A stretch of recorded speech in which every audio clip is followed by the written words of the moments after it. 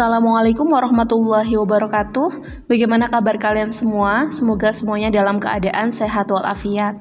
Nah, di video kali ini kita masih membahas tentang sistem koordinasi. Kalau sebelumnya kalian telah belajar tentang sistem saraf, sekarang kalian akan belajar tentang sistem indera. Hubungan antara sistem saraf dan alat indera atau sistem indera merupakan suatu kesatuan dari sistem koordinasi yang saling berhubungan. Nah, hubungannya apa? Kita tahu ya, sistem saraf itu berfungsi untuk menerima dan juga mengantarkan rangsangan ke seluruh tubuh. Nah, sistem indera atau alat indera itu merupakan alat yang ada pada tubuh kita yang dapat menangkap rangsangan karena pada alat indera itu terdapat ujung-ujung saraf sensorik. Setiap hari kita pastinya melakukan aktivitas yang tanpa kita sadari kita terkontrol oleh sistem koordinasi kita. Seperti misalnya menghirup aroma yang harum, kemudian mendengarkan suara, dan juga merasakan berbagai jenis makanan yang tanpa kita sadari semua diatur oleh sistem indera pada tubuh kita. Sistem indera yang pertama adalah indera penglihatan atau mata. Nah, mata merupakan indera penglihatan yang bertindak sebagai fotoreseptor yang mampu menerima rangsangan berupa cahaya. Untuk bagian-bagian mata dapat kalian lihat di gambar berikut.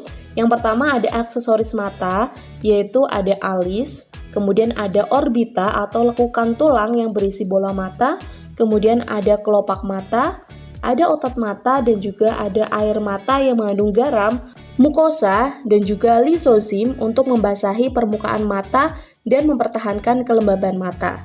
Selain itu, ada juga bola mata yang terdiri dari lapisan luar, yaitu ada tunika fibrosa yang merupakan lapisan terluar yang keras. Selain itu, ada sklera yang merupakan bagian dari dinding mata yang tersusun dari jaringan ikat fibrosa yang berwarna putih dan memberikan bentuk pada bola mata. Kemudian ada kornea yang berfungsi untuk memfokuskan cahaya.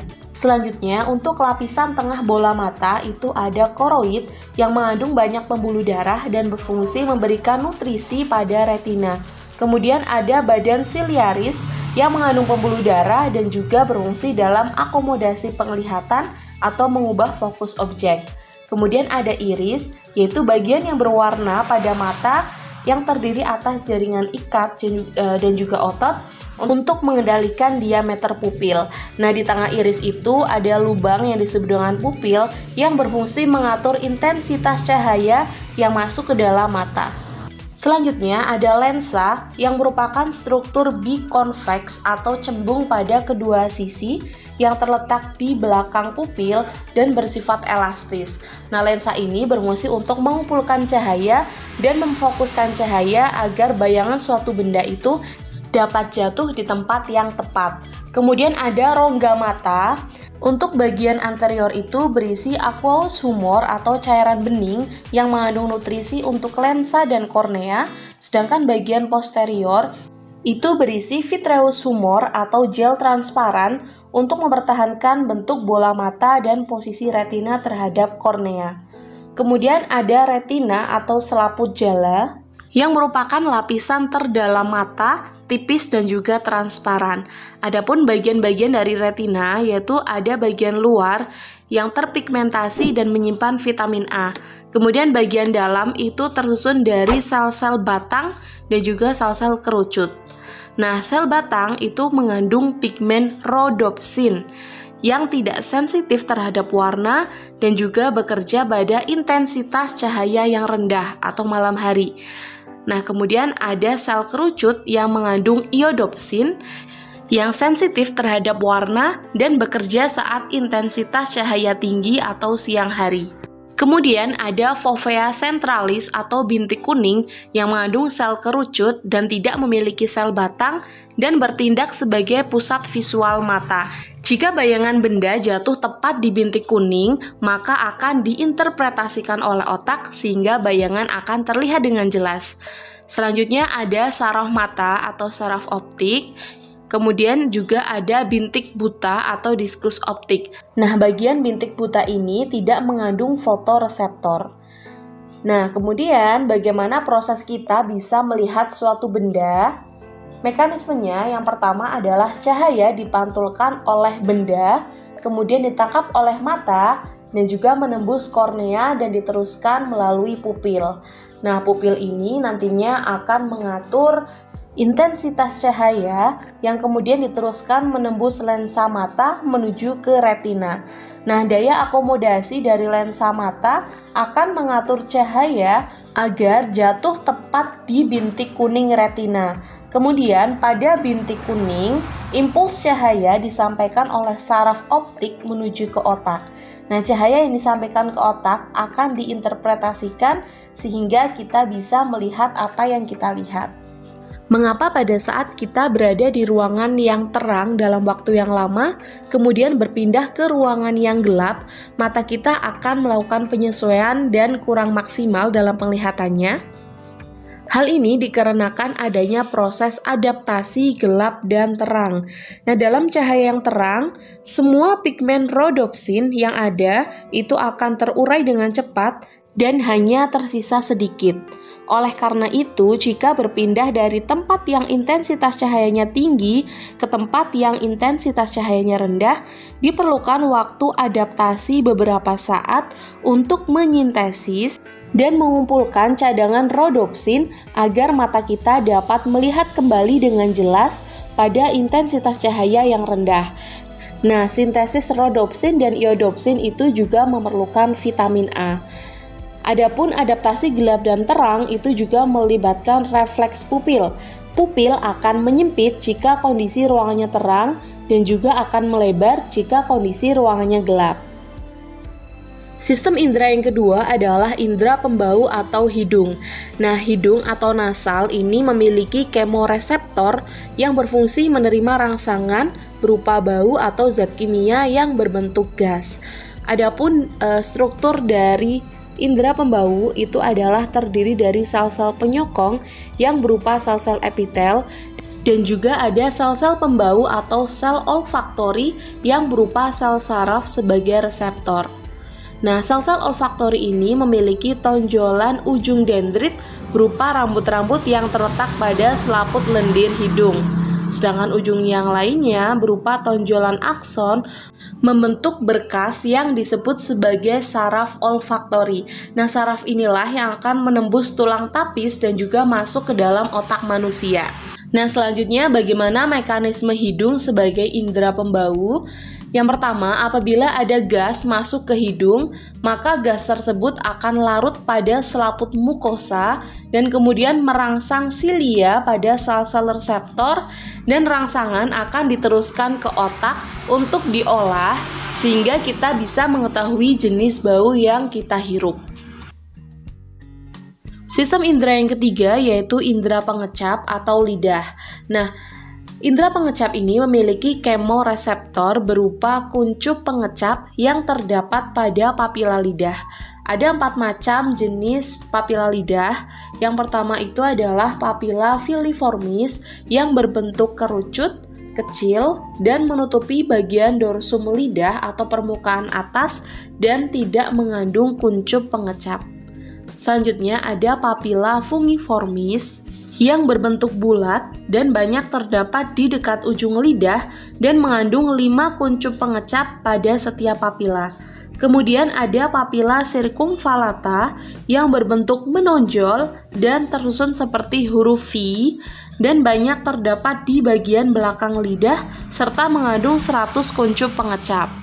Selanjutnya ada papila foliata yang berbentuk seperti daun dan terletak di bagian tempi pangkal lidah dan mengandung sekitar 1.300 kuncup pengecap di setiap lipatannya. Nah, ada 4 area kepekaan rasa pada lidah yang sudah kalian ketahui, yaitu ada bagian ujung lidah yang sensitif terhadap rasa manis, kemudian ada pengecap rasa asin yang terdapat pada hampir seluruh area lidah, tetapi reseptornya itu banyak terkumpul di bagian samping.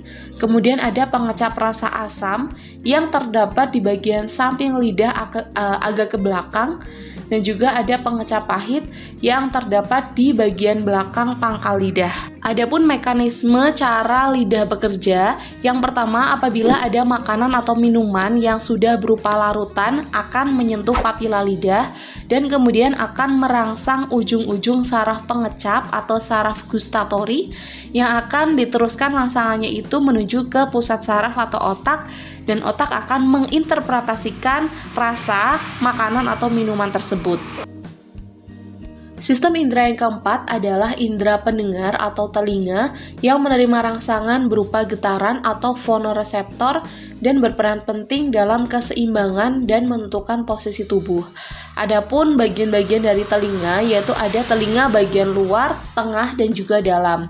Untuk bagian luar yaitu ada daun telinga yang berfungsi untuk menerima dan mengumpulkan suara yang masuk ke dalam telinga. Nah, daun telinga ini tersusun atas tulang rawan dan juga jaringan fibrosa, kecuali pada ujung paling bawah atau cuping telinga yang tersusun dari lemak. Kemudian ada membran timfani atau gendang pendengar yang merupakan perbatasan antara bagian luar dengan bagian tengah. Membran timpani memiliki tegangan dan ketebalan yang sesuai untuk menggetarkan gelombang bunyi secara mekanis. Permukaan luar dari membran timpani itu dilapisi oleh kulit, sedangkan bagian dalamnya itu dilapisi oleh membran mukosa. Kemudian ada telinga bagian tengah yang terdiri dari saluran eustachius. Nah, saluran eustachius ini menghubungkan telinga tengah dengan faring dan berfungsi menyeimbangkan tekanan udara pada kedua sisi membran timpani. Kemudian ada tulang-tulang pendengaran, yaitu ada malleus atau martil, incus atau landasan, dan juga steps atau sanggurdi. Nah, tulang-tulang pendengaran ini berfungsi mengalirkan getaran dari membran timpani menuju ke tingkap oval yang membatasi telinga bagian tengah dengan bagian dalam. Selanjutnya, untuk bagian telinga dalam, yaitu terdapat labirin tulang dan juga labirin membranosa. Nah, pada labirin tulang itu terdiri dari 3 bagian. Yang pertama adalah vestibula yang mengandung reseptor keseimbangan tubuh. Kemudian ada kanalis semicircularis atau 3 buah saluran setengah lingkaran. Dan juga ada koklea yang berbentuk seperti rumah siput yang mengandung reseptor pendengaran. Selanjutnya, untuk labirin membranosa itu terdiri atas 2 kantong, yaitu ada utriculus dan sacculus yang di dalamnya itu mengandung reseptor untuk keseimbangan atau equilibrium. Adapun mekanisme kita bisa mendengar, yaitu manusia mampu mendengar bunyi yang berada pada frekuensi 20-20.000 gelombang per detik.